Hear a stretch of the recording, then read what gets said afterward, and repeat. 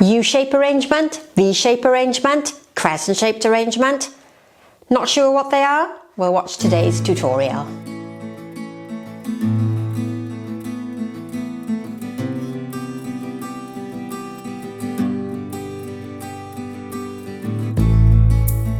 So welcome back to another tutorial. Today I'm going to be rearranging the flowers that you've previously seen in this arrangement here. If you haven't seen this tutorial, pop back and see it. And if you want to know more about the mechanics, more about the flower choice, then you need to be part of the membership scheme. But for today, I'm going to arrange in quite a simple bowl or dish. This is from a shop here in the UK called B&M. It's a homeware shop, sells lots of accessories, homeware, containers, vases, stuff like this. And I've chosen this bowl because this is a really fashionable container for wedding floristry at the moment. And I thought it would be a nice introduction into doing a different type of floral design and something that's not quite as formal as many of the arrangements I do here on the channel. I am using floral foam. I understand that lots of you are moving away from using floral foam, but I'm trying to do a range of arrangements to suit everybody's needs.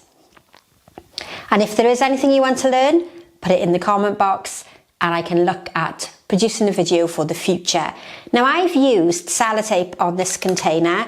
It's not a product I would normally use in floral design, but I've seen it done a lot online. So I'm giving it a go today because it's clear, you can't see it, and it's not going to hide the pattern and the colouring on the front of my container.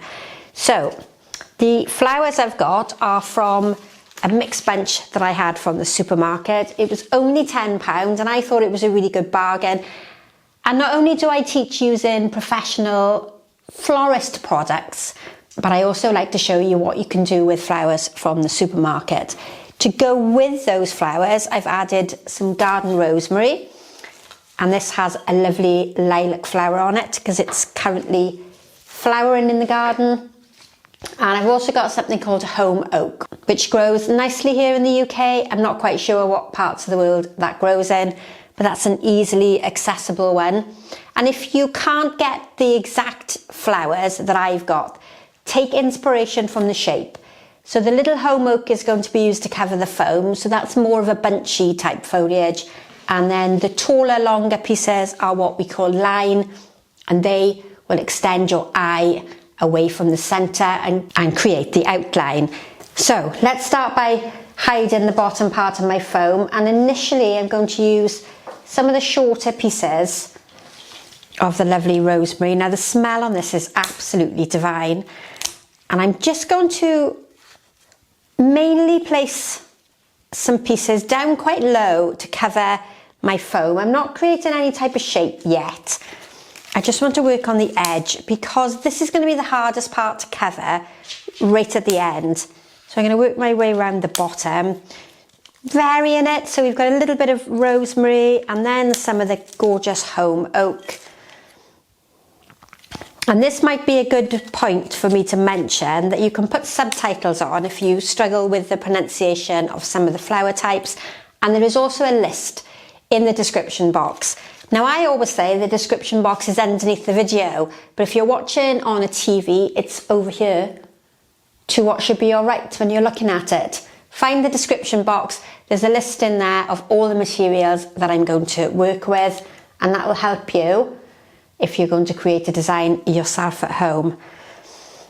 Now, rosemary is quite tough, so you need a really good strong pair of scissors to cut it.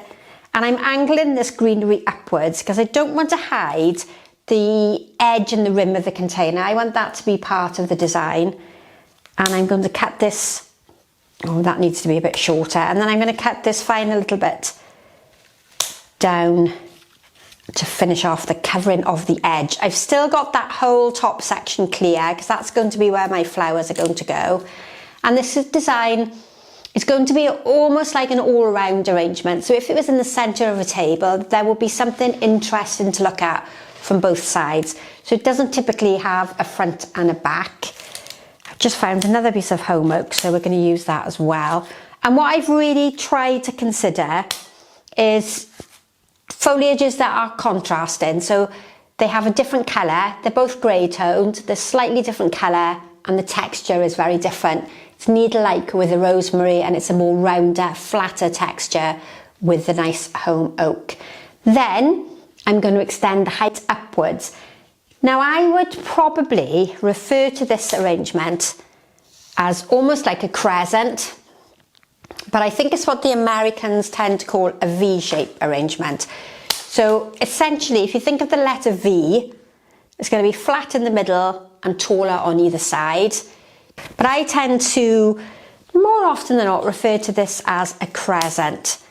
But maybe it's not as curved as a crescent, it is more of a V than a U shape. But I always like to know people's feedback, so you can let me know in the comments. Do you see it as a V, or do you see it as a U, or do you not see the shape at all? Now the rosemary is going to create the height and the width, and it's going to give me hopefully that nice outline shape. I'm probably going to go slightly taller on one side, so it's an unbalanced V shape. It's not perfect on either side. I also had these really nice pieces of contorted hazel. It's just about to start having the leaf develop on it, and I thought they would also work really nicely because they're going to give a nice bit of movement on the edge. It's not quite as severe as the rosemary and the eucalyptus, and it's going to give a nice softer edge. And I have two of those. One is shorter than the other, and we can pop that over onto the side. So can you see it's a little bit of a U or a V? The gap in the center is going to be flatter, and I'm probably going to use this extra piece of greenery. So this one is eucalyptus, and rather than use it as a whole stem, I'm going to cut it down into a few shorter pieces to help bring the grey tone and the texture down towards the bottom. So I'd like to say what's on the edge is also used in the middle. And if we look at it from above, you'll see there's a gap through the center, and I've got nice pieces of flat foliage in the middle. Hopefully it's a fairly similar shape from front to back. I'm just going to pop in a little bit of extra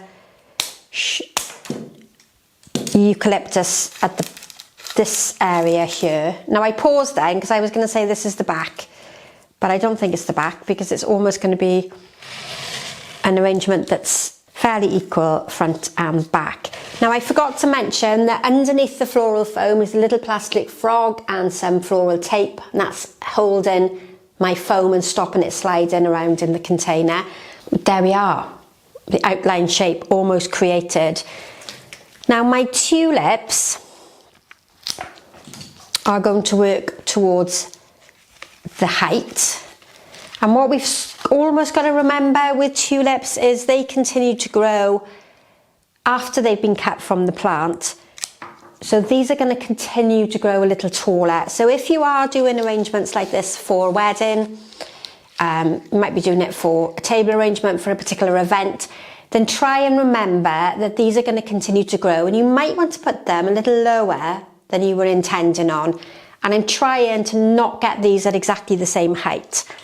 Now I have used these flowers in a previous design, so I'm a bit restricted with the length, but we're going to step down the colour, and I'm also going to bring some towards the back. That's going to help with that depth, and I got to call it the back even though it's an all-round arrangement. If I don't call it the back, it's hard for you to understand. And what I'm going to do with this one, rather than place it right in the middle, I'm going to offset it to one side. So we've got this triangle, this unbalanced triangle forming again. Now I had those two anemones. One of them was looking a bit sad. One of them was slightly damaged in the centre. And I'm going to cut this really short. I nearly dropped it then. And I'm going to bring it right down low towards the front. It's a dark colour, it's a recessive colour, it's going to draw your eye down and really bring the visual weight of the arrangement down to the bottom. Anemones are soft stemmed, so when you're arranging them into foam you want to cut them straight. Same with the tulips, cut them straight and they'll go into the foam much better for you. If you're cutting them at an angle, you're taking away the strength of the end of the stem and they won't go in the foam as well.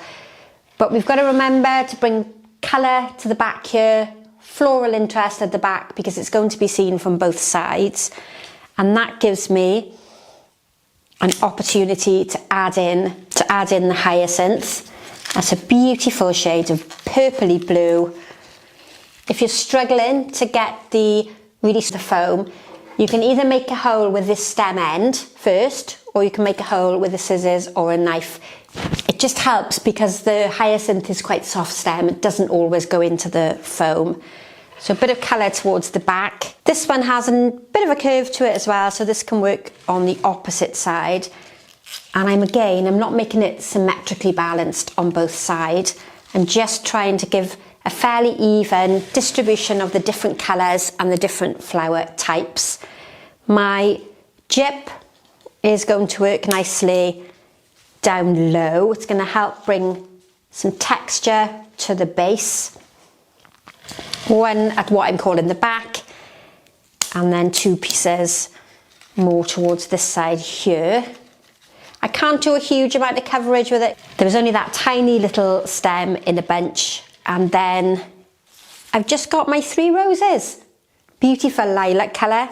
It's not quite a perfect match with my container, but it is going to work nicely with the sort of pink tones. And it just really goes to show that you can make a really lovely arrangement even if you don't have a huge bunch of flowers. This was a £10 supermarket bunch. I had 3 roses, 3 hyacinths. I should have had 3 anemones, but one of them didn't quite make the cut.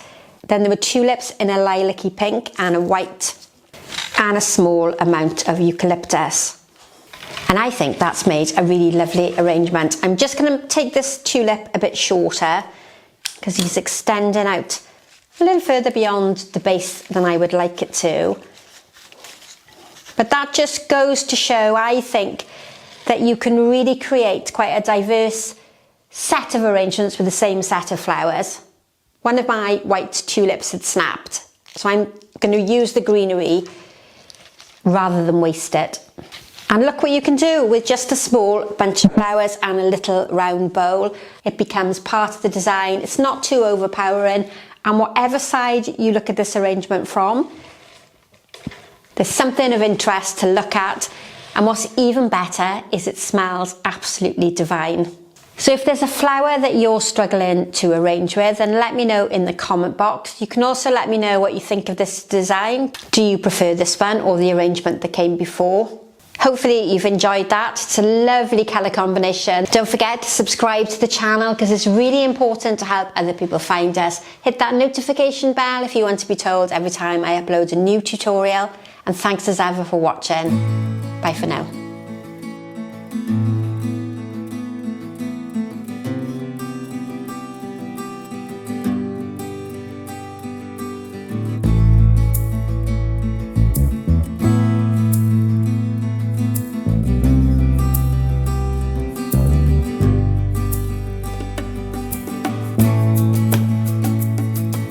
Thank you.